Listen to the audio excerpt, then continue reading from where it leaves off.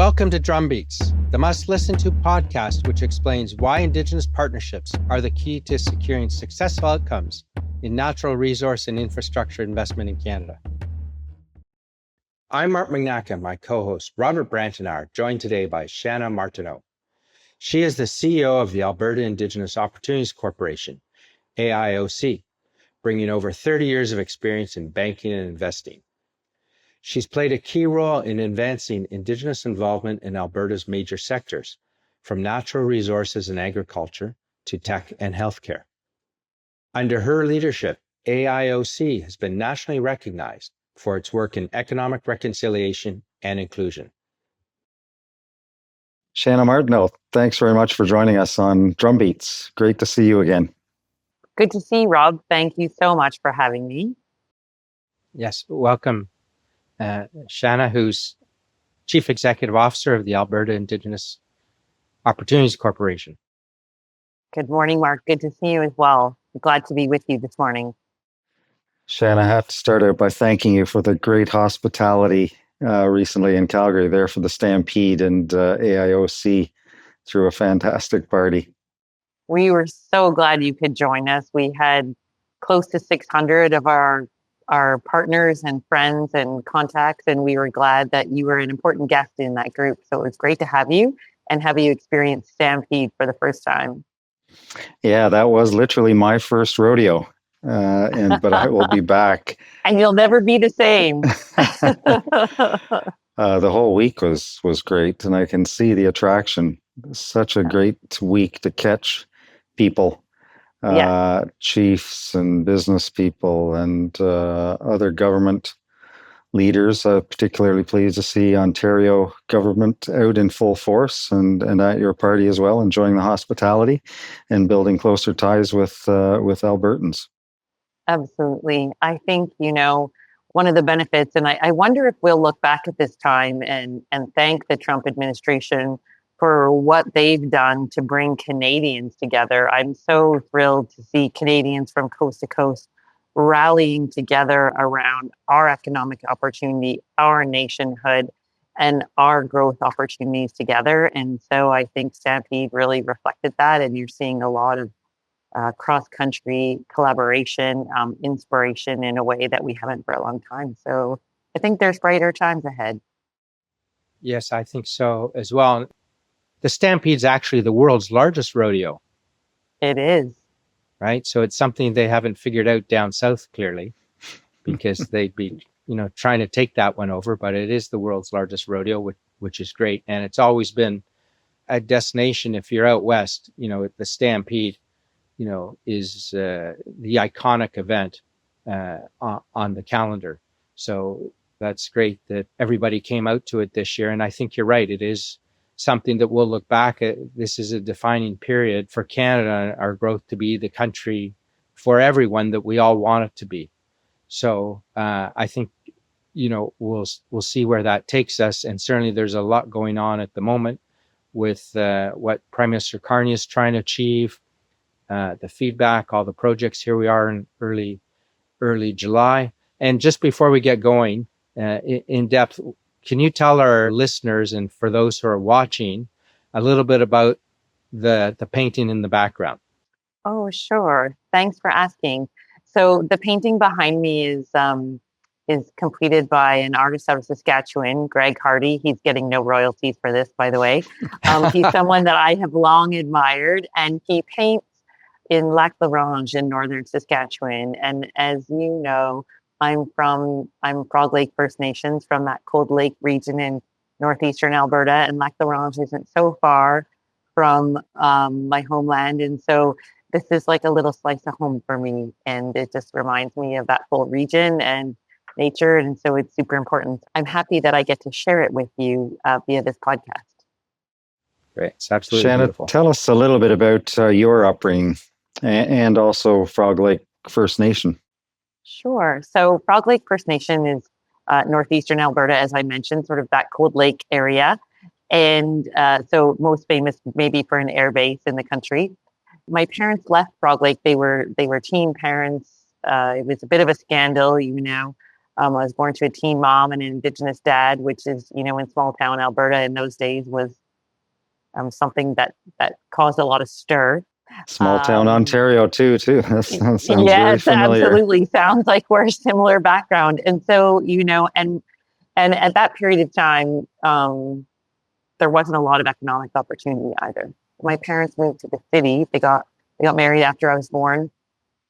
So they were 18 and 20, moved to the city, 3 hours away, in 3 hours now. In those days, the roads were bad and cars were poor. And so they were a long ways from any support at all when you think about young parents. And then they had my brother 2 years later. And so times were really, really tough for them. They persevered. It is amazing where we were able to come to. I really talk about them being their resilience in particular, coming from my grandparents, both sets, and my parents. Both my brother and I lead companies now. My mother has passed, but my father, my brother, and I are all very aligned in Indigenous business, um, really helping to advance our people. My dad is active with our nation still at 78 years old. I can barely keep up with him. People ask me how I keep my schedule, and I wonder how he keeps his. But we're all very passionate about helping Indigenous people advance, thrive, and grow with the economic opportunities that we have today. Sounds like it's in the genes. Now, where did you go to school and how did you end up? What took you to AIOC, where you are today? I went to the U of A. So I grew up in Edmonton. I went to the U of A. I was the first person in our extended family to graduate from university. And my dad's the second youngest of seven, and my grandpa's one of 13. So if you think about that, that's a lot of folks. And so I never forgot the benefits that I had. But I was pretty determined not to be a teenage mom. My parents were pretty determined that I was not going to also be a teenage mother because those cycles tend to repeat. And so I went to university. I got a degree. Jobs were pretty hard to come by in the early 90s. We were in a pretty significant recession. But I managed to get a job with TD Bank Financial Group. And I actually considered law, Rob. So similar path to you. But it was tough to keep a job in those days. And so I had one in my hand and I couldn't afford to be a student forever. And so I just took it and I thought, well, you can never go wrong with getting financial education through banking. And, as luck would have it, they invested in me and I had a really long career with them, more than 12 years, and moved through a lot of positions. So I took to finance, really enjoyed it, and then have ended up in finance for my whole career in various forms.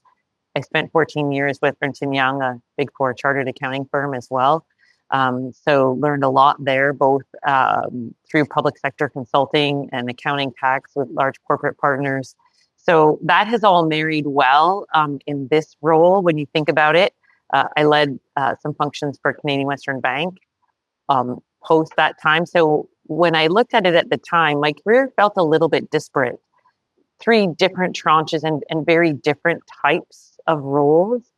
But now as a Crown CEO and doing this work with large scale Indigenous partnerships, I feel like I understand the large corporate boardroom part. I understand the corporate commercial banking parts. I understand the nuts and bolts of banking all the way from the ground up. So it's been a really interesting journey for me, and I'm really grateful for that. What I thought was a disparate background coming into this. Even my work leading the public sector practice in Alberta with Ernst & Young, it's interesting now that I'm a Crown CEO, how helpful that is in helping to navigate the different government processes and those sorts of things. So my advice to people starting out their career or midway is have patience. Things come together in ways you couldn't even have imagined. My last 2 or 3 jobs, I didn't even know they existed, or maybe they didn't exist before I was in them. And so it's interesting how life turns out sometimes. I think just in terms of background for some of our listeners, in the 90s, that was the last great debate we had in the country about our relationship with the US, because that was, we were going Yes. free trade, Yes, and the country was rather split. absolutely. Brian Mulroney, convinced the majority of Canadians that, free trade with the US, which preceded NAFTA, was the way to go.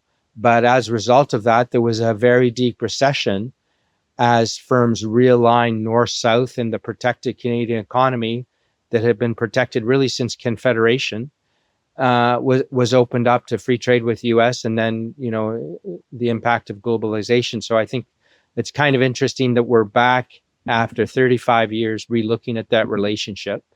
And it was a lot of pain to go through at the time. And unfortunately, there is going to be pain again. But as we've talked about, it's going to be an opportunity for Canada to reach its full potential.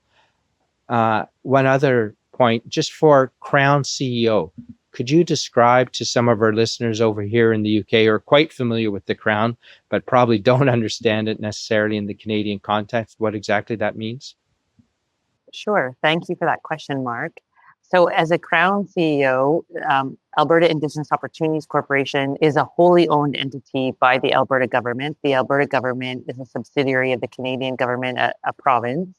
And so we are a provincial Crown corporation. We roll up under the Ministry of Indigenous Relations, but we operate at arm's length from the Crown.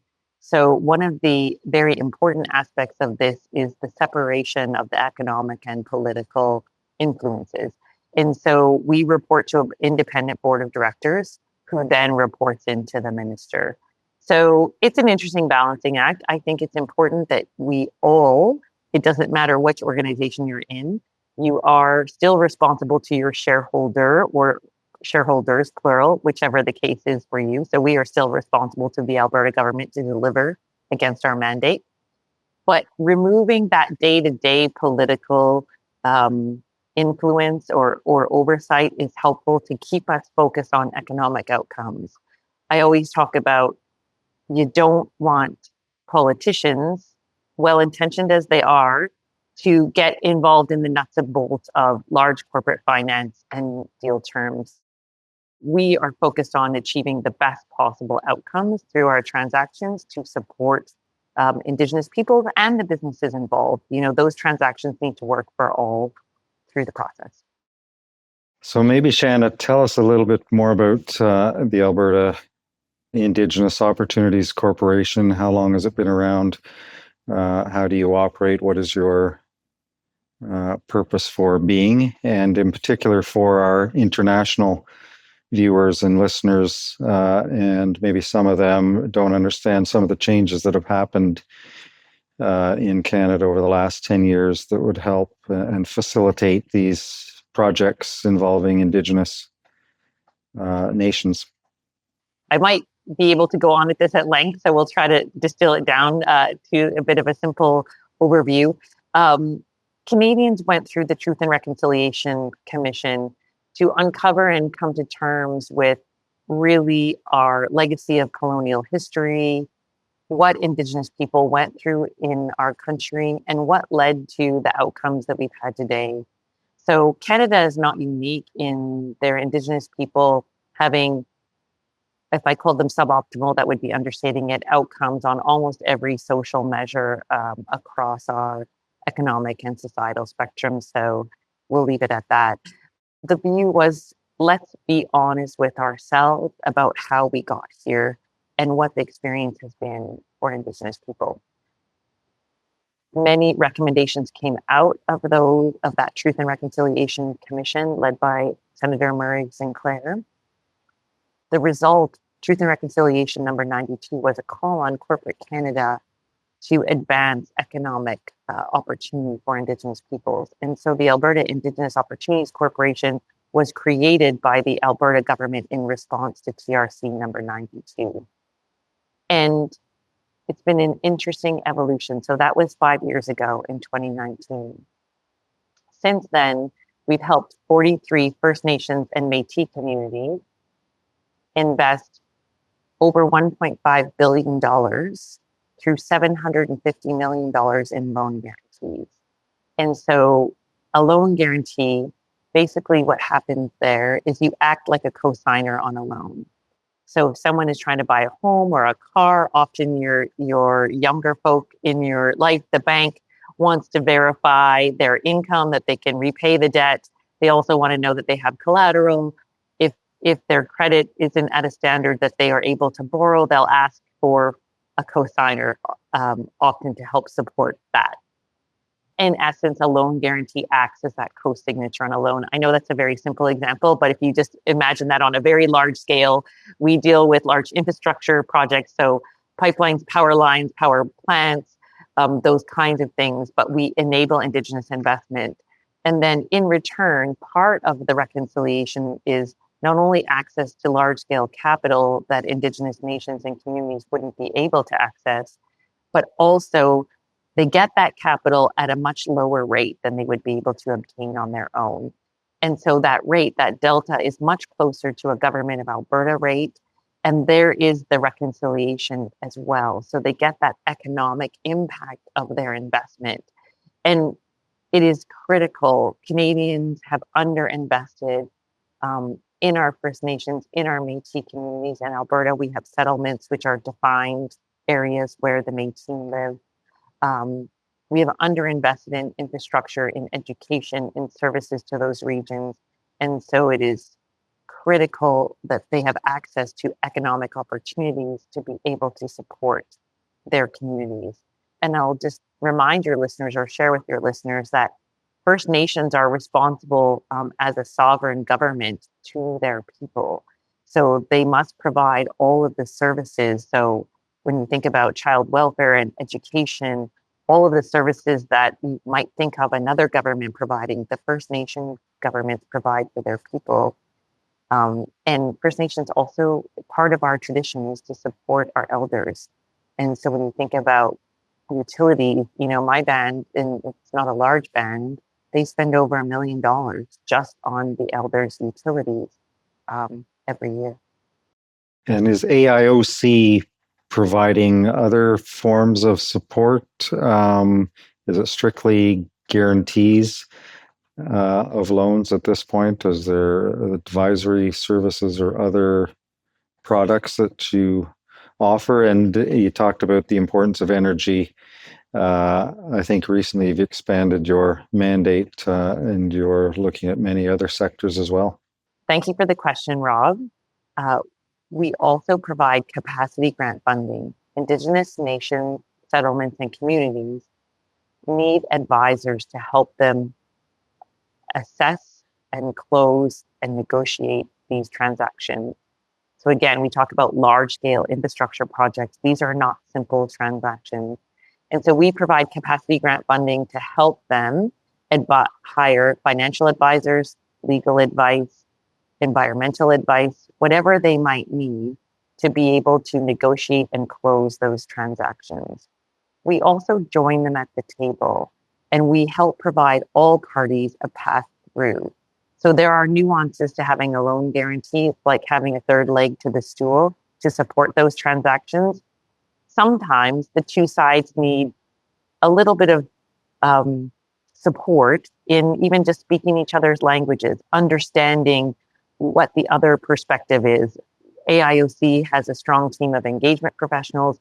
We have a strong team of capital markets investment professionals, and we really help the whole process come together with some creativity, some perseverance, and some fortitude. I think, these are large, complex transactions, and help everyone see the art of the possible.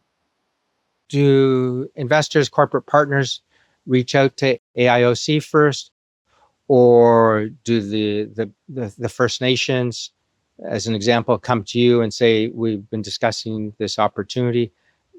How would a foreign investor, corporate, all of the above, whatever it takes, right? All of the above. So great. So we have done a lot of reach out as AIOC to both corporate partners and Indigenous groups. And they will often both come to us. It depends on who's leading the idea, actually. So when we look at a transaction that we recently closed, Duchess Solar, Cold Lake First Nation led that transaction end to end. They reached out to us. They negotiated with the corporate partner, Elemental Energy. They were really on the front lines of that transaction. When we look at other transactions, often the corporate partner wants to make sure that they're thinking of the loan guarantee in a way that makes sense and the way that it will be successful before they approach their Indigenous partners. So the loan guarantee is somewhat of a new product in this region and in this type of investment. You know, when you think about Export Development Canada and so on, the loan guarantees are much smaller in nature. They tend to be. And so they will sometimes bring us information. We'll look at their financial models. We will give them advice on, you know, when to approach nations, who they might want to consider. We don't ever prescribe because, of course, it's very important that the partnership is between the nation settlements, you know, the Métis and the corporate partner. But we will support both sides in those negotiations and provide insight. And then we can help the process. Sometimes we will join those discussions and help the conversations through. So all of the above, and it just depends, you know, is it starting with the financial model and noodling, is there enough return and enough security for the loan guarantee? Or is it the nation saying, hey, this is the kind of business we'd like to do, how might that fit? And so we help the two sides come through to that. So maybe just in terms of the opportunities that are in front of the country at the moment, you know, Prime Minister Carney said as part of their new mandate that they want to proceed with a number of critical projects, infrastructure and energy. What is your take at the moment in this very fluid moment? Okay, it's hour so by we know hour it might sometimes. change. Yes. But it's not happening on Twitter, so that's kind of nice. We're not all waking up and find, oh, what has somebody announced, right? But so where do you see the situation at the moment? I think it's a really exciting time. You know, these things will take time. I hope and believe that Bill C5 and others like it across the country are designed to speed up the government processes, but still support and enable the rights of Indigenous peoples through those processes. So I believe, and the way that it's been described to me, is that it's yes and. I do think that the government bureaucracy could speed up, that there's a lot of hesitancy in approving large projects. So what's really exciting is the view that people can come together, and there are large groups of people coming together to try to find our way through economic prosperity in a way that I don't think we as a nation have looked at for a very long time. Our goal is really, and I think the goals of all of the governments that I have had the opportunity to speak to and listen to, their goal is that Indigenous people are full partners at the table through these large nation building projects. And so I believe where there's a will, there's a way. We will find our way through that level of partnership. We will find a way to get these projects done to advance Canada's economic opportunities with Indigenous people fully involved as economic partners. And so what an exciting time that is. It's not going to be easy. Let's make no mistake. But I think we have the right mix of factors to have this come to fruition. And I will caveat that I am an optimist always. So I believe that we can do it. Yes. Well, I think Canada is an optimistic country at its heart. Yeah. Right. That's how we are where we are today, because it wasn't preordained that there would be more than one country on the North American continent. I agree. And of course, there was many sovereign nations before the settlers arrived, but they were many nations themselves on Turtle Islands. Okay. So I think it is something inherent in Canada. It's a small C conservative country. Mm-hmm. You know, change has to be brought in with everybody on board as much as possible, because that's what succeeds for our country up to date. And we have an opportunity to be more inclusive than we've ever been before. It's a very exciting time, Chana. Great to have leaders, Indigenous leaders like yourself at the forefront. AIOC is really leading the way. There are lots of government supports across the country now at the federal level and provincial level, but AIOC has been doing it in a bigger way than most. And so congratulations on that. I was talking recently with a foreign investor who said, you know, we tried 15 years ago to do a big transaction in Canada and it didn't work. And so tell me what's different. And one of the things that's different are leaders like you and things that AIOC are doing to facilitate those transactions. They did not exist 15 years ago. Absolutely. I was going to say, Rob, give him my number. We'll help him. That in itself is different because there's this whole level of support and a framework Yes. that is empowering the Indigenous nations and that governments have signed up for and are executing to the best of their ability. And maybe we all need to do more, of course, but it's in the right direction. Absolutely. Just Chana, with Bill C5, and Rob just said he had a discussion. Investor, looked at it, couldn't make it happen 15 years ago. With the discussions around Bill C5 at the moment, there are some people outside the country, investors, thinking, "Oh, here we go again." How can you help them understand this is a process to get things done that is different, and it's not going to be a block? I would say that my view of Bill C5 is the goal is enablement, right? And so the goal is to boldly say Canadians are going to do things differently than we've done it in the past. Now, there are big discussions going on right now between Indigenous leaders and our Prime Minister. And so it's our Prime Minister's job to give our Indigenous leadership the view and the promise, the commitment that participation will be inclusive and not run roughshod. So I think he's got a very significant job in that. Not only does he have to bring our country together, but also Indigenous people need to be a part of the process in a meaningful way. And we need to be able to do that at pace. And really, I think the view that if you can involve Indigenous people at the outset, at the planning stages, that in and of itself will help. So instead of trying to reroute, let's say, a pipeline, once it's been fully planned and deployed and you're in consultation, if you can do that planning before and then plan your engineering, the changes that you can make, the speed at which you can do them, and the cost effectiveness at which you can do them, I think accelerates quickly. So I think there is opportunity here. It is not easy and it will not be for the faint of heart, but I think there is significant opportunity. And it starts with the intention, the will, and, it is a process. So I'm heartened, I'm excited, I'm looking forward to what comes next. And I think there is great opportunity. I would say for your listeners and also for both foreign and Canadian, I'm excited as well because the loan guarantee programs across the country are working together alongside the Canada Indigenous Loan Guarantee Program. So we have built these programs to enable those partnerships. And so I think we need to start and continue to build other parts of the Canadian economic development with full partnership in mind. And together we can move mountains.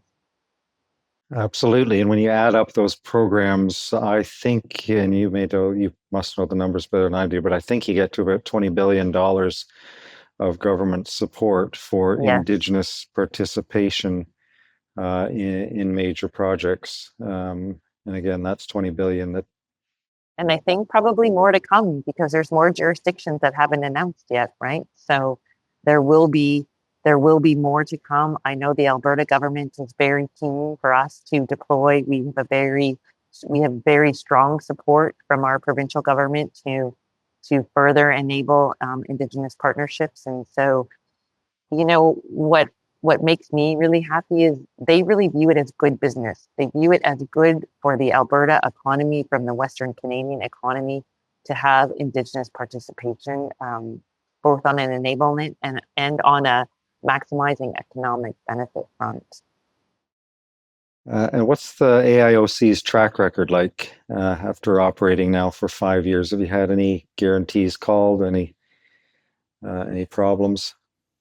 Thanks for asking, Rob. And I'm proud to say that we have not. We have not taken a provision for credit law. So this is my accounting hat coming on. Too many years spent in an accounting firm. We have not had a provision for credit loss. We have not had a loss. We've closed 9 transactions, like I said, for to enable investment by 43 distinct nations and settlements in our region to invest over $1.6 billion. And so I think that record stands on its own. We have a very thorough credit vetting process. Like I said, our deals are creative. They're a bit bespoke, but we have a high credit hurdle, I would say, to have an approved loan guarantee. I make comments that it's not easy to get something improved by our program, and I won't apologize for that. We do have a responsibility to our provincial jurisdiction to protect the taxpayer dollars as well. So it's you have to thread the needle once in a while, but we've been able to do it and to the benefit of Indigenous people in our province and for the province as a whole economically. It's an impressive record. Thank And Chana, you're involved not only with the AIOC, but you're on some other corporate boards as well. And Synovus Energy and Alamos Gold. I mean, I'm sure you get asked regularly to join boards, but what interested you about these two companies in particular? I'm really proud to be one of very few Indigenous corporate directors in the country. It's something I get a lot out of those corporate directorships as well. I learn a lot. There's a couple of pieces. So one, both are resource-based businesses, and there's a lot of resource-based aspects to the work that we do at the AIOC. So I learn from a technical perspective. I always start with the caliber of the people and the organization. So both Alamos Gold and Synovus really represent values that align with me personally, with my lived experience, and with my professional goals. They are very strong, high caliber companies. The caliber of their people and their boards is outstanding. And they're just something that you resonate with. I come from a sports background. I think that you do too. And it's like building any team. A corporate team and a sports team, to me, aren't that different. Any kind of team. It could be a ballet troupe or, a theater production. When you build a team, you need strong people that are good at all of their roles at the table to provide the best product and outcome. And so I've really experienced that through both of these board directorships and through my team at AIOC. So it's a privilege to be a part of them. You mentioned your sporting background. Are you curling much these days? I am not curling much these days. I was a longtime curler, as I think you know, and I did play. Maybe just tell our listeners a bit about your background. Okay. Well, especially coming you just from aren't the UK. throwing rocks, right? No. I played at a provincial level in Alberta. Some of the best teams in the world emanate from this region, so the competition is fierce. I played several Alberta Seniors Championships recently, one even when I was in this role. But really, the time commitments, I'm now supporting my daughter's sporting activities as well. So one is rock climbing at a national level, and one is also a soccer player, and they have other sports as well. So now, between the work that I do for Indigenous peoples, the board work, and supporting my girls' sporting careers through their teen years, there just isn't much time. I have to often just eat on the run, frankly. But but I'm really proud. I'm a proud sports mom. I think there's a significant correlation between success in sports and that team environment and success in business. I have really felt that myself, and really encourage that for all others. It's an avenue for you to learn, grow, discipline, and it can help you build your dreams. So both with my staff and with my children, I always encourage them to follow their dreams, and my parents really believed in me, and so try to instill that in my teams, both my work teams and my family life. Yes, you've had a great career in sports and in commerce and finance. And just coming back to what would be some of the lessons you'd be sharing with young Canadians, Indigenous and non-Indigenous, about the crossroads the country is at and the future opportunities that you see based on your experience to date? I think with young people, I have two stepchildren in their 20s as well. There's a lot of doom and gloom on social media. And so, what I would encourage you to do is look for the art of the possible, look for the opportunity. Don't get sidetracked into negativity. Um, one of my staff used to say to me, there are no problems for you, only challenges to overcome. And I'm a big believer in where there's a will, there's a way. And um, so believe in yourself, be an optimist, find your way through. We've been doing it for hundreds of years, and we will find our way through these issues now. So um, don't get defeated by some of the negativity, and keep a steady state through those social media, in particular ups and downs. It feels like those channels can be so emotionally charged, and that's really where most people get their information these days. So that would be my advice. Okay, thank you for that. And obviously, you didn't grow up in Toronto, so you don't have the doom and gloom of waiting for the Maple Leafs to win a Stanley Cup because you're from the province of Alberta, home of champions. I'm from the land of the right? Oilers. Exactly. Exactly. So you know what victory tastes like. Absolutely. And anything is possible. Yes. Keep dreaming and keep following your dreams always. Yes. Great. The one thing that I would say, and maybe you can tell me, is that I hear that international investors are looking at Alberta as a more attractive place to invest because of our progressive relationships with Indigenous peoples.